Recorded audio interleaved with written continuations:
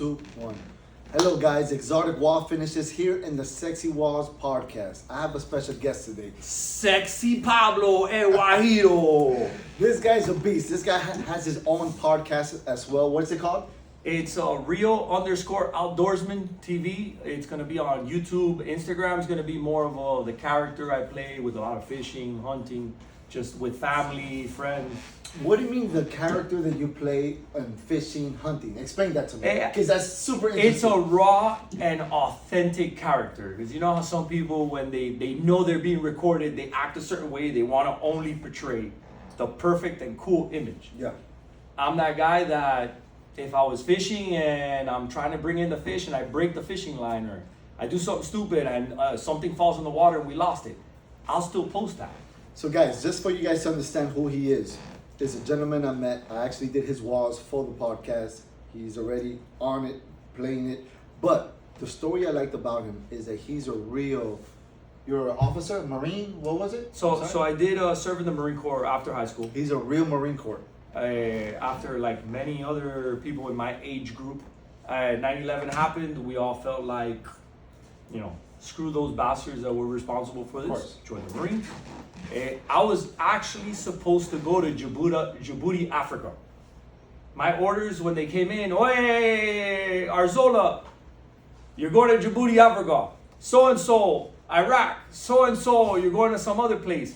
And I remember hearing like, I didn't join the Marine Corps to go to no Africa. I said, "Gay." To do what? That's the way it is. Nah, I went to the first sergeant immediately after that. And I was like, look, I'm sure there's people that are going to Iraq and that they don't want to go. Of course. If there's one of those people, please swap me out. So were you an officer as well? And then once I was done with my Marine Corps, I paid my way through the police academy with North Campus in Miami-Dade. So for those that are struggling to get hired to become a cop, School of Justice in Miami-Dade, you could start the school. I had the GI Bill pay for it. While I was in there, City of Miami came in. I got hired. Went with the police department for about 13 years. I bought back military time and started doing my social media avenue of approach. Guys, we're talking about the real deal. He's just like me. Like two people, real recognizes real. Mm-hmm. So the first time we met, we became good friends. And of course, I'm invited to his podcast. I had to invite him to mine because I love his story. I was doing his podcast and this guy has over 40 guns in his house. All different types of guns, and he was teaching me how to carry them, how to adjust them. You're gonna teach me how to shoot some of them. Oh, we are. When I interview you, there's gonna be a portion where I'm gonna make everybody that I interview, they gotta shoot one of the guns that I have. It's a little custom gun with a silencer, and then I want to measure who's the better shooter out of everybody, because I'm gonna have military, police, civilians, all do it, and I'd be surprised to see civilians shoot better than some military police. Well, that'll probably be hard, but you never know. But I'm super impressed. It's easier than you think because you have less habits to break and you have less machismo. A lot of people that I see shooting, and the reason why I had so many firearms, for those that are thinking, he's not right in the head. I owned a gun store here in Doral. It's called Zulu Armory. And I had a gentleman purchase the business from me, but I was able to keep a lot of the inventory that I acquired. So I did have a lot of firearms, ammo, suppressors, whatnot. No, I love that. He has a whole collection of guns in his house. He's the wrong guy to break into the house to. Just want to throw that out there. And for the record, it's not just guns as in like, I have a lot of ARs. No, I like more the history behind things. He has vintage guns from World War II. He told me he had one from the Nazis. I have several from the Nazis. I have from the Japanese World War II. M1 Garands. I have M1 carbines that on the barrel, it says General Motors as the manufacturer for the barrels back in those days. Wow. To help out with the war efforts. Wow. So yeah, I like the history of firearms and what they've created for mankind, leading us on evolution. Of course. What is your favorite gun now that you shoot? It's a little 22 caliber rifle. It has a suppressor on it. It's bolt action, like I said, so I'm able to shoot subsonic ammunition. What it means is the bullet has less powder, less explosion, so it doesn't pass the sound barrier. It doesn't do the sonic boom. when it breaks the sound Yeah, barrier. yeah, that's insane. So the suppressor does only so much. Once that bullet leaves, if it's not subsonic, you still hear a loud snapping noise that people can identify as a bullet. So that's what I hunt the iguanas with and the rats at night, and I have more fun with it. It's a more fun caliber. I take my kids shooting, they practice with that. It's more of an enjoyable caliber. I like that you teach your kids, and I see that you do it with your wife. Now let me ask you another thing. You're a big boat guy. I see you fishing and catching some huge fishes. Tell me about that. So that people think that this is the real deal. It's not. There's people out there that are like, yeah, I like fishing and this and that. And I go, no, you don't know. I one day, and I can say this now because I'm not a cop anymore. I one day was supposed to work. It was like 4:00 in the afternoon. I was supposed to work the next day as a cop. Some people might not like this story, but it's the real deal. It's the real deal. We're the real G's up in here. And my friend calls me up, hey, tomorrow's gonna be a super flat day out in the ocean. Let's go offshore mahi fishing. Let's this and that. And I was like, bro, it's too last minute. If I were to request that day off, it'll be denied, right? And I can't go. I just didn't call in work. I did nothing. As a cop, I went what they call UA. I just didn't call. I didn't show up. Didn't answer my phone. Nothing. I went offshore fishing. We destroyed the mahi. Like we were maxed out with mahi. Like it was just me and my boy. We had 4 rods at one time hooked up with mahi, and it's me and him running around going all crazy. We finished so fast with the limit that we came back in, we maxed out again on lobsters on the way in, and bro, eventually I got rid up. But you eat these lobsters and cook these mahis? I don't really eat fish. Like No, I eat it because you're a big fisher guy and you eat fish? that's the difference, bro. So I do it for the hunt. Okay. I don't like going to sandbars. I don't like pools. I'm not really. But you hunt as well boars and deer Correct. and stuff like that. So do you eat that when you do that or not really? No. Or it's just a sport for you? It's just a sport the for you. hunt. Correct. It's the hunt. It's the Same hunt. thing with spearfishing, the catching of the lobsters. It's that adventure. Like to go underwater and see the fish and the animals. Ooh, nah, I'd rather. What's hard in hunting? Fish, lobsters, No, spearfishing. What's hard? your actual hunting of big game like bison, red stags, an elk, a deer. Those are gonna be the hard ones, right? Why? Those are animals that they can sense you because of their really heightened sense of smell from so far. Their ear to hear anything that's abnormal, and you really have to do a lot of homework and preparation to be able to successfully hunt a deer. Okay, so I watch in movies that I've seen. You tell me because you're the real deal. When you go hunting, of course, no perfume, no deodorant, zero. Do you Yeah. grab dirt and just put it on you so you smell? Nah, like you don't dirt? get to that level, but before you even go in, there's let's say deer season opens up tomorrow. Any legit person with a plan, right?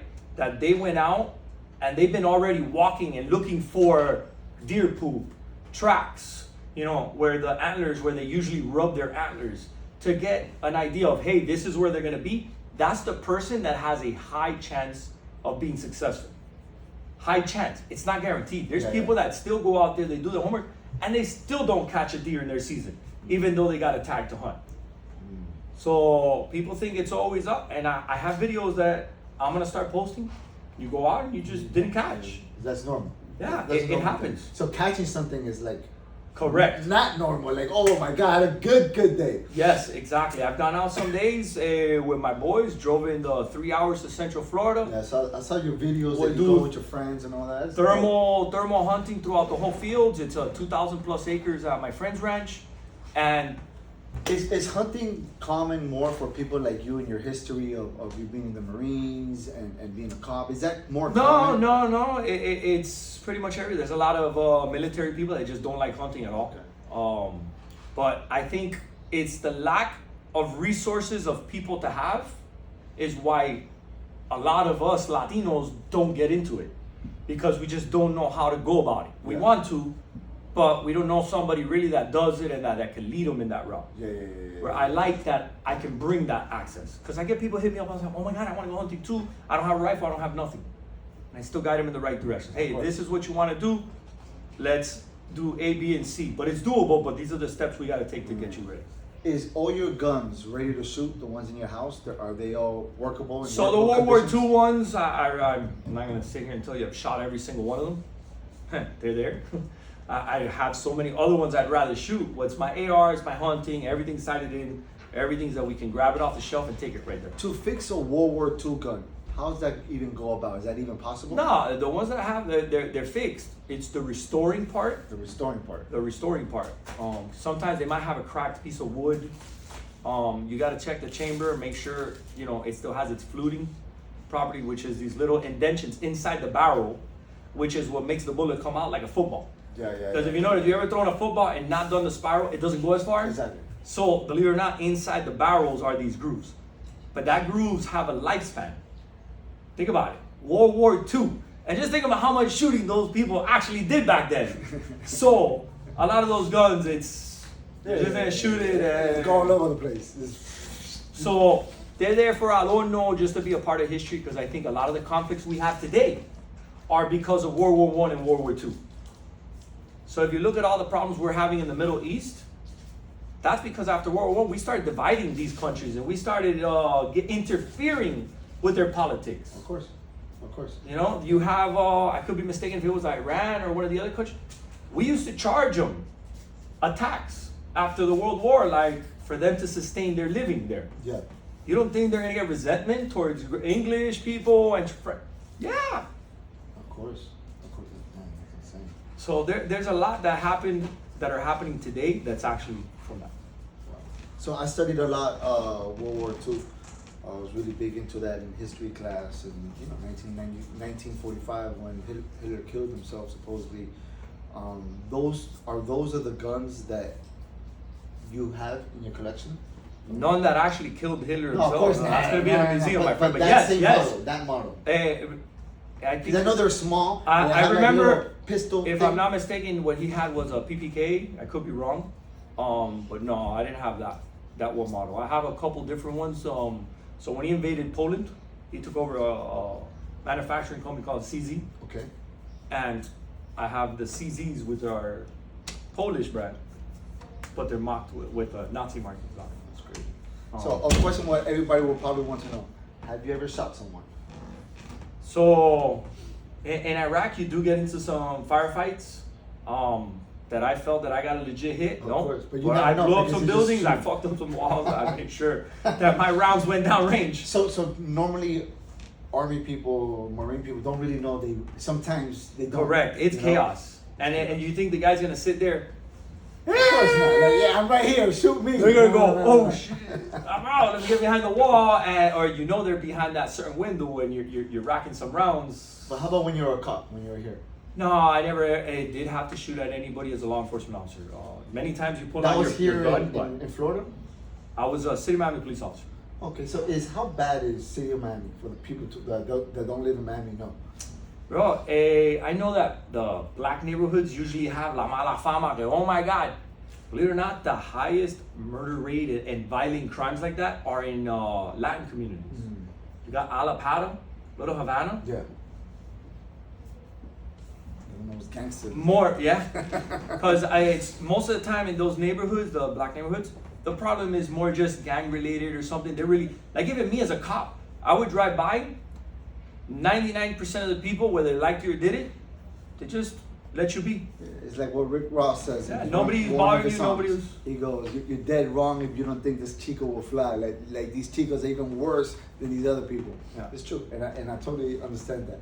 So, what are the type of topics before we end the show here? What the topics people will be excited to hear about in your podcast?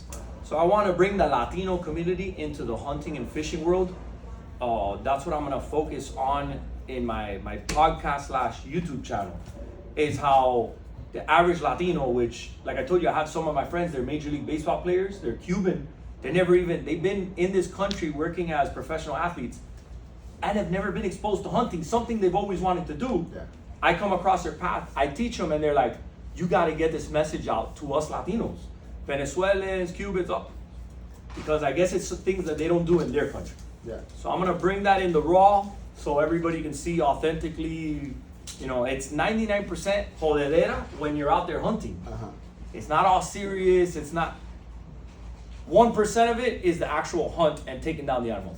Everything else, it's the camaraderie with your buddy, being out there with nature, and getting that feeling, and just enjoying it, and without your wife bugging you in the background. Oye, babe, no me llames entre esta hora y esta hora. Click. So what sexy wall we did for in your house in your podcast? So in my podcast room, and I was up and coming with that. I reached out to you, and I told you, look. First off, my wife said no to everything. Hey, I'm gonna paint the room black. No. I'm gonna paint the roof black. No. Oh, I'm doing honeycomb LED lights. ¿Qué? No. Nobody ever said yes to any of my crazy ideas. I reached out to you, like, hey, this is an idea I have. I can't afford it, but coño, you mind helping me out? You said yes. But when you came in, you didn't come in and I didn't tell you, hey, this is what I want. We both looked at each other, looked at how the room is going, and you're like, I think I know the wall. You explained to me, I was like, eye to eye. And I love the concept what you did behind with all the guns and all that. To share it, that does no good for me to have that in a closet somewhere. I totally agree. Because there's Latinos like me that are into those collections and have those cool guns. Or that they want to, and now they see me owning the rare cool stuff, they might get into it. I totally agree with you in that sense. It's like me. All this knowledge I have about sexy walls, Venetian plaster, and doesn't do any good if you're keeping it from the world. Mm-hmm. You know, like your knowledge of the world, of what you've been through in your life, you're sharing it to the world. Yes. And I respect that, and that's what I'm all about. And that's why I think I have a lot of viewers that love me and all that stuff. And once they get to know you a little more, they see you're a family man. I walked in, your kids are extremely well behaved. They've been behind the camera, people. You haven't heard them not once. Filming my kids. Oh, shit. I heard her. You got good kids. Your wife's amazing. She's an attorney. That's awesome. She's very successful. Thank you. And once people see that it's a beautiful family, it's a beautiful message you're trying to spread, it's gonna blow up for you. That's what it's all about, man. And I appreciate you even taking your time. I know you're such a busy man, and I appreciate. You're the one that came out for me. I just called him, and he said, "I'm there," and I said, "Hey, let's make a date." And I completely been super busy with work, and I'm like, "Hey, can you come today?" He's like, "I got you." You always got to be there for your friends, man. I agree. So, hey, good things coming. Thank you so much. So, tell everybody your name and how they follow you. Hey, so my actual name is Pablo. The character I portray is a Guajiro Abu, but on Instagram and YouTube, it's Reel REEL _ outdoorsman.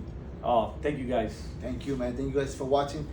Prepare for the next show, Sexy Walls Podcast. Gotta be sexy.